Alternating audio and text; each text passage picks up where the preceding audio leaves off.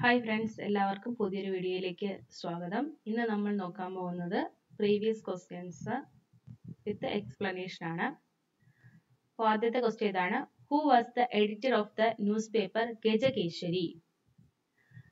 Kuttippuzha Krishna Pillai, MC Joseph, Moorkoth Kumaran, TR Krishnaswami Iyer. ഇതിനകത്ത് ഗജകേശ്വരി എന്ന പത്രത്തിന്റെ എഡിറ്റർ ആരായിരുന്നു എന്നാണ് ആൻസർ. മൂർക്കോത്ത് കുമാരനാണ്. Moorkoth Kumaran. Who is the editor of the newspaper Gajakesari? Moorkoth Kumaran. Malabar പ്രദേശത്ത് ശ്രീനാരായണ സന്ദേശങ്ങൾ പ്രചരിപ്പിക്കാൻ നേതൃത്വം നൽകിയ വ്യക്തിയാണ് മൂർക്കോത്ത് കുമാരൻ. അദ്ദേഹം സ്വന്തമായി നടത്തിയ മാസികയായിരുന്നു മിതവാദി. മലബാർ പ്രദേശത്ത് ശ്രീനാരായണ സന്ദേശങ്ങൾ പ്രചരിപ്പിക്കാൻ നേതൃത്വം നൽകിയ വ്യക്തി ആരാണെന്ന് ചോദിച്ചാൽ ആരാണ്? മൂർക്കോത്ത് കുമാരൻ. മൂർക്കോത്ത് കുമാരൻ നടത്തിയ മാസിക ഏതായിരുന്നു? മിതവാദി. വജ്രസൂചി എന്ന തൂലികാനാമം അദ്ദേഹത്തിൻ്റെതായിരുന്നു. അപ്പൊ ചോദിക്കാവുന്ന ക്വസ്റ്റ്യൻ ആണ്, വജ്രസൂചി എന്ന തൂലികാനാമത്തിൽ എഴുതിയിരുന്ന നവോത്ഥാന നായകൻ ആരായിരുന്നു ചോദിച്ചാൽ ആരാണ്? മൂർക്കോത്ത് കുമാരൻ. ശ്രീനാരായണ ഗുരുവിന്റെ ആദ്യത്തെ ജീവചരിത്രങ്ങളിൽ ഒന്നിന്റെ കർത്താവ് കൂടിയായിരുന്നു മൂർക്കോത്ത് കുമാരൻ. ശ്രീനാരായണ ഗുരുവിന്റെ ആദ്യത്തെ ജീവചരിത്രങ്ങളിൽ ഒന്നിന്റെ കർത്താവ് കൂടിയായിരുന്നു മൂർക്കോത്ത് കുമാരൻ. മൂർക്കോത്ത് കുമാരൻ മിതവാദിയുടെ പത്രാധിപർ ആയിരിക്കുമ്പോഴാണ് കുമാരനാശാന്റെ വീണപൂവ് അതിലാദ്യമായി പ്രസിദ്ധീകരിച്ചത്. അപ്പോൾ മിതവാദി എന്ന മാസികയിലാണ് എന്ത് ചെയ്യുന്നത്? വീണപൂവ് ആദ്യമായിട്ട് പ്രസിദ്ധീകരിക്കുന്നത്. ഇത്രയാണ് മൂർക്കോത്ത് കുമാരൻ. മൂർക്കോത്ത് കുമാരന്റെ ന്യൂസ് പേപ്പറാണ് ഗജകേശ്വരി. അതുപോലെ തന്നെ മാസികയായിരുന്നു മിതവാദി. മിതവാദിയിലാണ് കുമാരനാശാന്റെ വീണപൂവ് പ്രസിദ്ധീകരിക്കുന്നത്. അതുപോലെ തന്നെ വജ്രസൂചി എന്ന തൂലികാനാമത്തിലാണ് മൂർക്കോത്ത് കുമാരൻ എഴുതിയിരുന്നത്. As per the Right to Information Act 2005, the Chief Information Officer shall be appointed by the President on the recommendation of a committee consisting of the Prime Minister, the Leader of Opposition in Lok Sabha, a Union Cabinet Minister to be nominated by the Prime Minister. Only 1 and 2 are true. Only 1 and 3 are true. All are true. Only 2 and 3 are true.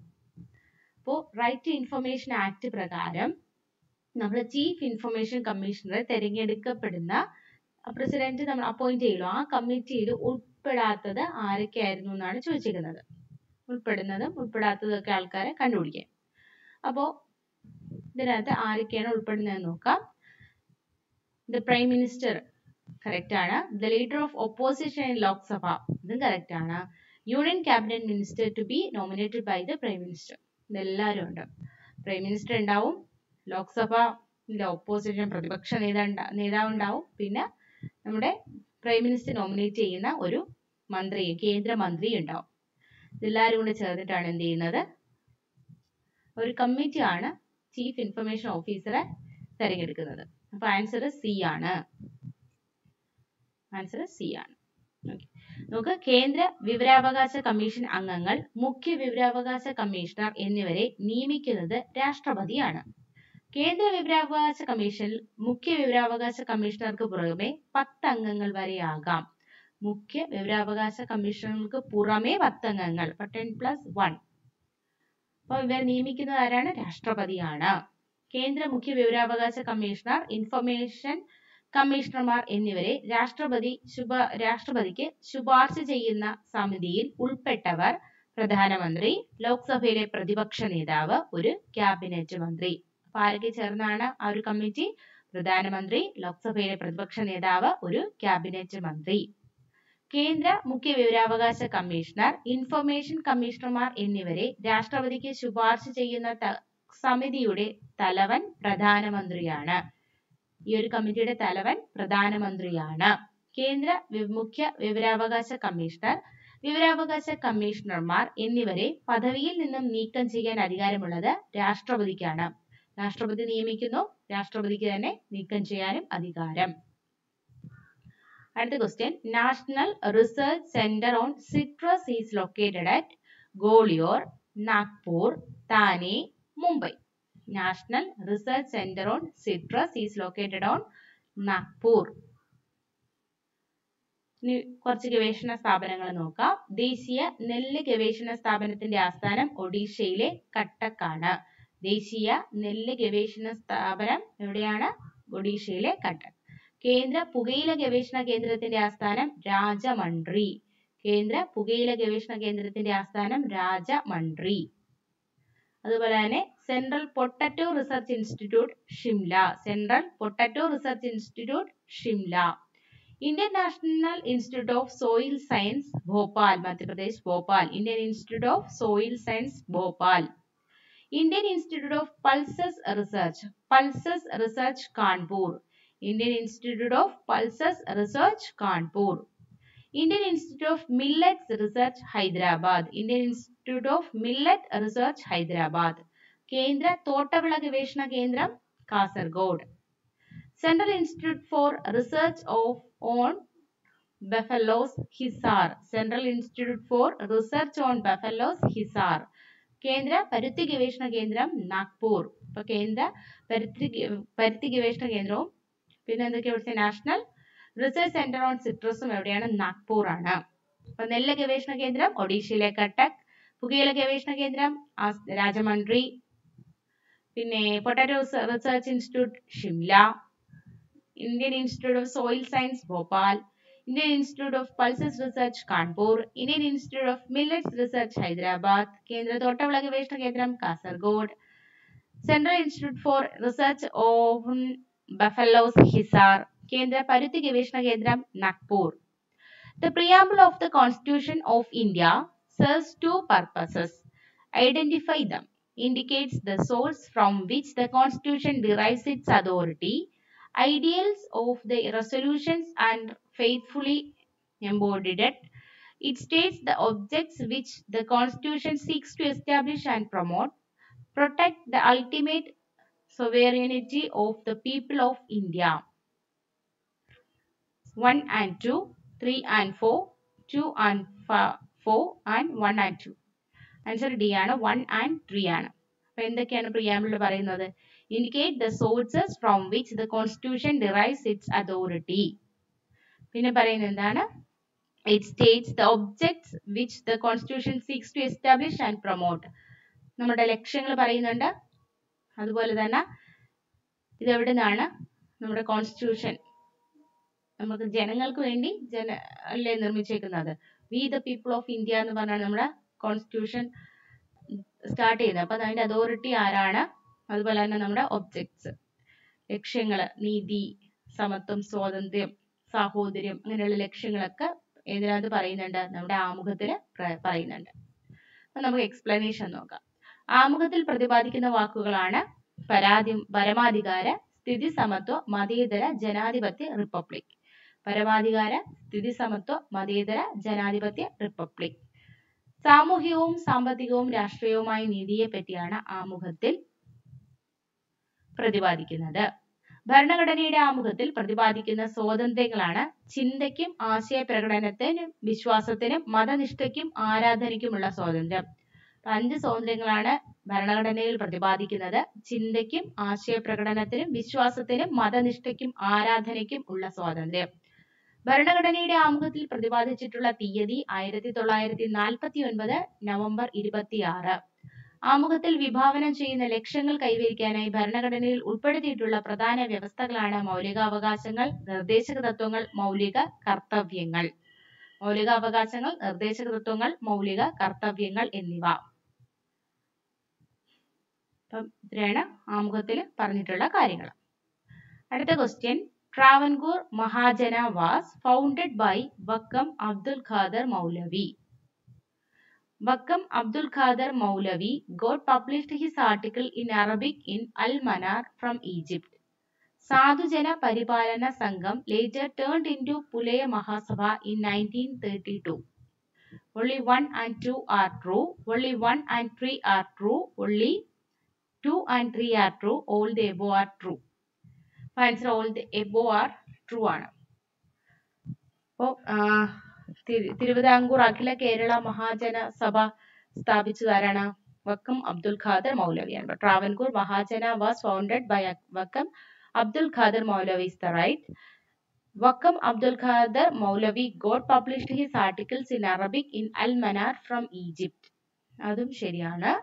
Then സാധുജന പരിപാലന സംഘം ആർക്കുള്ളതാണ്? അയ്യങ്കാളിയുടേതാണ്. Later turned into Puliya Mahasabha in 1938. അപ്പോൾ all are true. Explanation നോക്കാം. തിരുവനന്തപുരം ജില്ലയിലെ വക്കത്ത് പൂന്ദ്രാൻ കുടുംബത്തിൽ 1873 December 28-നാണ് Vakkom Abdul Khader മൗലവി ജനിച്ചത്. തിരുവനന്തപുരം ജില്ലയിലെ വക്കത്ത് പൂന്ദ്രാൻ കുടുംബത്തിൽ 1873 ഡിസംബർ 28-നാണ് വക്കം അബ്ദുൽ ഖാദർ മൗലവി ജനിച്ചത്. കേരളത്തിലെ ഇസ്ലാമിക നവോത്ഥാനത്തിന്റെ പിതാവ് എന്ന് വിശേഷിപ്പിക്കുന്നത് വക്കം അബ്ദുൽ ഖാദർ മൗലവിയാണ്. കേരളത്തിലെ ഇസ്ലാമിക നവോത്ഥാനത്തിന്റെ പിതാവാണ് വക്കം അബ്ദുൽ ഖാദർ മൗലവി. വക്കം മൗലവി 1905-ൽ അഞ്ചുതെങ്ങിൽ നിന്ന് ആരംഭിച്ച പത്രമാണ് സ്വദേശാഭിമാനി. എന്റെ ആദ്യത്തെ പത്രാധിപരായിരുന്നു CP ഗോവിന്ദപിള്ള.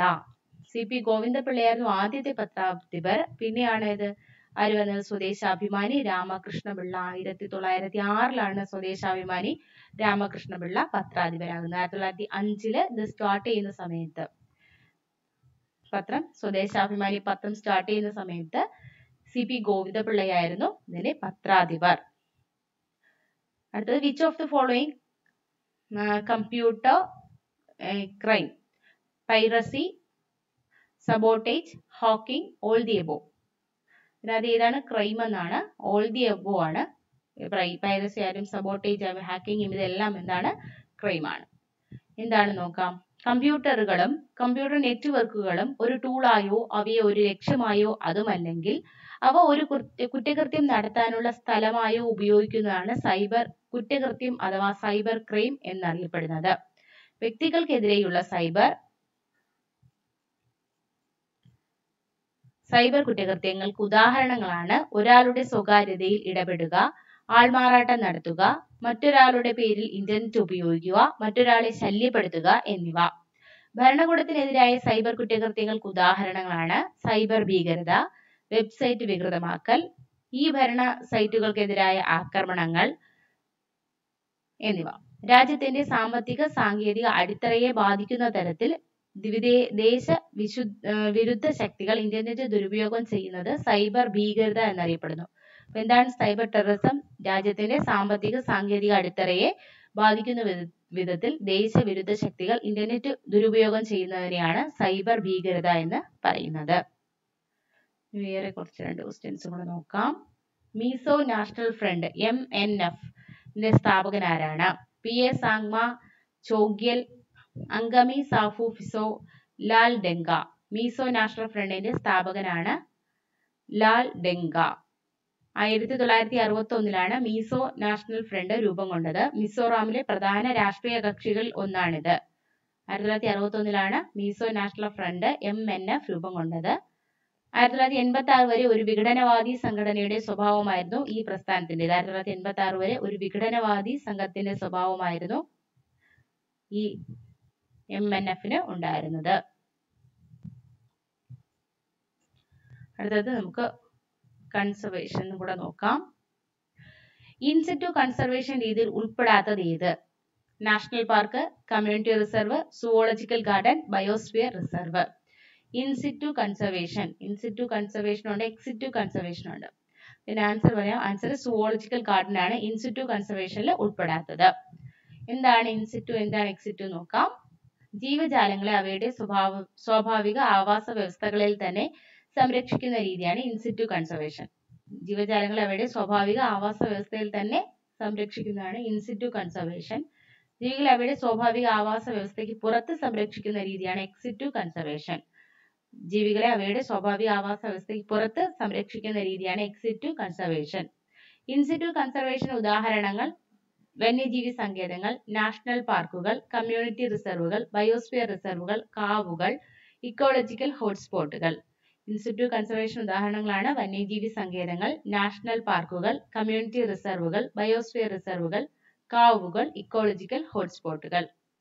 അടുത്ത എക്സിറ്റു കൺസർവേഷൻ ഉദാഹരണമാണ് സുവോളജിക്കൽ ഗാർഡനുകൾ, ബൊട്ടാണിക്കൽ ഗാർഡനുകൾ, ജീൻ ബാങ്കുകൾ എന്നിവ. എക്സിറ്റു കൺസർവേഷൻ ഉദാഹരണമാണ് സുവോളജിക്കൽ ഗാർഡനുകൾ, ബൊട്ടാണിക്കൽ ഗാർഡനുകൾ, ജീൻ ബാങ്കുകൾ. അപ്പോൾ ഇൻസ്റ്റിറ്റ്യൂട്ട് കൺസർവേഷൻ എക്സാമ്പിൾ പഠിച്ചു വയ്ക്കുക. വന്യജീവി സങ്കേതങ്ങൾ, നാഷണൽ പാർക്കുകൾ, കമ്മ്യൂണിറ്റി റിസർവുകൾ, ബയോസ്ഫിയർ റിസർവുകൾ, കാവുകൾ, ഇക്കോളജിക്കൽ ഹോട്ട്സ്പോട്ടുകൾ.